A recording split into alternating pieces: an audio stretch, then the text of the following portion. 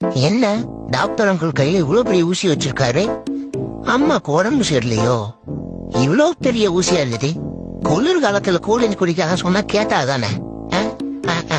வாங்க டாக்டர், எங்க அம்மாக்கு வலிக்காம ஊசி போடுங்க. பாவம், எங்க அம்மா குழந்தை அழுதுரும்.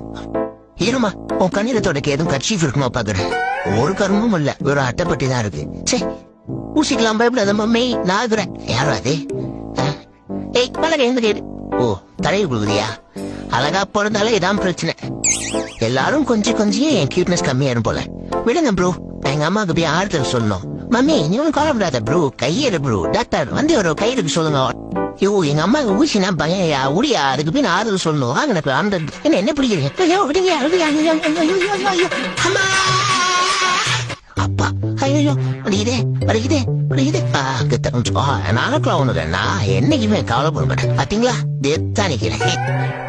அப்பாடா, மருந்து தூக்கி போட்டானுங்க, ஊசியும் தூக்கி போட்டானுங்க, முடிஞ்சிருச்சு போல. கிளம்பலாமா டாக்டர்?